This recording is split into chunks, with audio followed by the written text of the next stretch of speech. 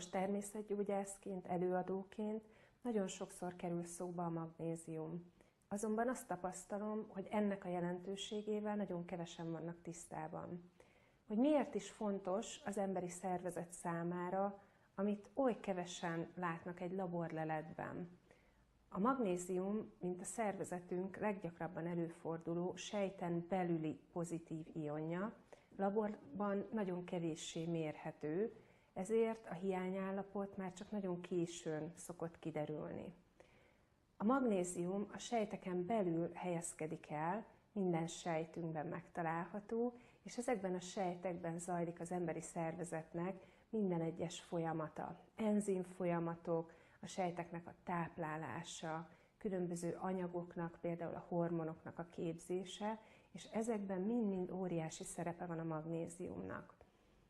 A sejten belüli ionok egyensúlyának a kialakításában is óriási szerepe van, és hogyha itt egy hiányállapot lép fel, akkor gyakran találkozunk azzal a jelenséggel, hogy a magnézium helyére a nehézfémek, mint a higany, a kadmium vagy az arzén beülnek, és gyakorlatilag onnantól kezdve megbénítják ezt a sejtet. Ha egy-egy ilyen kis megbénult sejt van a szervezetben, arról nem is veszünk tudomást, nem vesszük ezt észre, azonban, hogyha ez nagy mennyiségben megjelenik, akkor bizony a szerveinknek, ugye akár a hasnyálmirigynek, a pajzsmirigynek, vagy a májnak, vagy akár a szívnek a működésében már zavart fog kelteni ez a hiányállapot.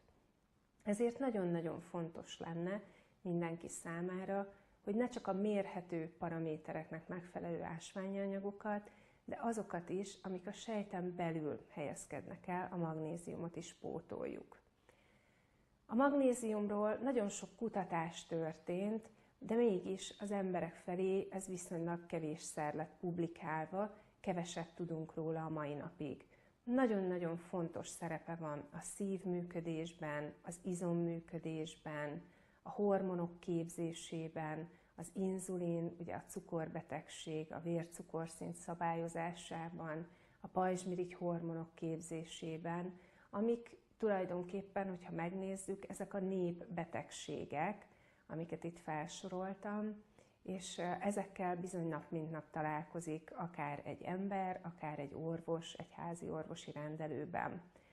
Én nagyon fontosnak tartom a megelőzést, az egészség megőrzését, és ezért lényeges, hogy az emberek ne csak akkor gondolkodjanak az egészségükről, amikor már vége, hanem egy picit gondolkodjunk előre.